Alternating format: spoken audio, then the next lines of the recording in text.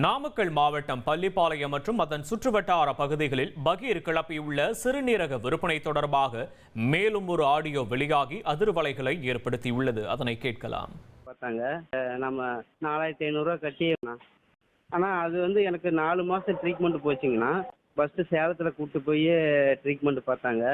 நம்ம 4500 கட்டி மொத்த உருவம் உடம்புல இருக்கிறது எல்லாமே செக் பண்ணாங்க.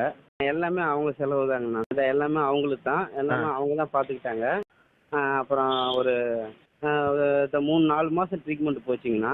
அப்புறம் போயிட்டு அப்புறம் கடைசியாக மதுரை கூட்டிகிட்டு போய் அப்புறம் அதுதான் கடைசி டெஸ்ட்டுங்கண்ணா. அப்புறம் டிஎஸ்பிலாம் பார்த்தோம். அங்கே போய் அங்கே சார் கேட்டாப்புல, அங்கே இருக்கிறவங்கள எல்லாத்தையும் கேட்டார். காசுக்கோசரம் கொடுக்குறீங்களாப்பா, இல்லை காசுக்கோசரம் கொடுக்குற மாதிரி இருந்தால் சொல்லுங்கள், கேஸ் போட்டு எல்லாத்தையும் உள்ளே வச்சுருவேன். நீங்கள் காசுக்கோசரம்லாம் விற்கக்கூடாதுப்பா.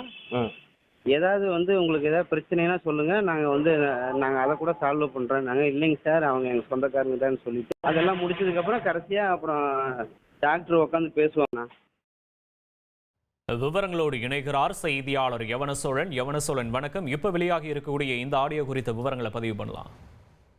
வணக்கம். நாமக்கல் மாவட்டம் பள்ளிப்பாளையம் மற்றும் அதன் சுற்றுவட்டார பகுதிகளில் கூலி தொழில் செய்யும் விசைத்தறி கூலி தொழிலாளர்களை குறிவைத்து நடைபெற்றுள்ள சிறுநீரக விற்பனை பிரச்சினை தொடர்பாக எழுந்துள்ள புகார் காரணமாக மருத்துவத்துறையினரும் காவல்துறையினரும் தீவிர விசாரணையில் ஈடுபட்டுள்ளனர்.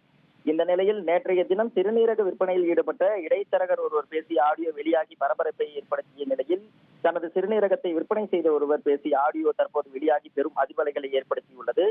இந்த ஆடியோவில் தனக்கு 5 லட்சம் ரூபாய் கொடுக்கப்பட்டதாகவும், திருச்சியில் உள்ள பிரபல தனியார் மருத்துவமனையில் அறுவை சிகிச்சை மேற்கொள்ளப்பட்டதாகவும், முன்னதாகவே அனைத்து உடல் பரிசோதனைகளும் மேற்கொள்ளப்பட்டதாகவும் கூறப்பட்டுள்ளது.